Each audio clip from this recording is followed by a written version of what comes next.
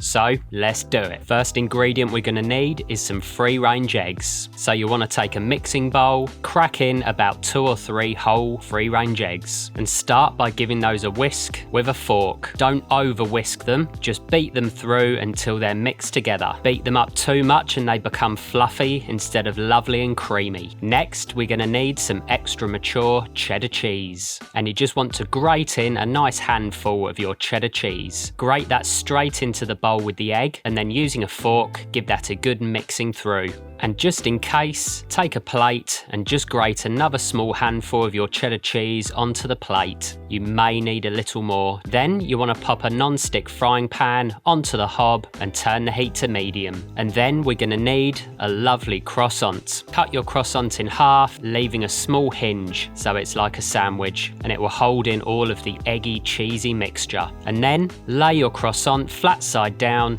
into the frying pan. No need for any butter or oil. Give this a few minutes, keep checking it, and we just want the inside of the croissant to be beautifully toasted off. Once you've got a beautiful bit of colour on the inside of the croissant, just take that out of the frying pan, get rid of the frying pan, and next we need a saucepan. Turn the heat down low, chuck in a nice teaspoon of butter. Once the butter starts to melt and very gently sizzle, pour in your cheesy, eggy mixture. Start stirring immediately and don't stop stirring until it's cooked. Add a nice pinch of seasoning, and when it's almost cooked, we're going to need some creme fraiche, which adds a beautiful tanginess to the dish. Chuck in a little blob of your creme fraiche, give that a really good stir through. So at this point, if you need to, add another small pinch of your cheddar cheese and another little tiny dab of your creme fraiche. Give it one last really good stir through, turn off the heat, and you want to pop your croissant onto a plate, and then onto the croissant you want to spoon your beautiful gloopy and gooey egg and cheese filling. Be nice and generous, and then all that's left to do is tuck in. So you definitely want to give this one a try, guys, and I'll see you next time.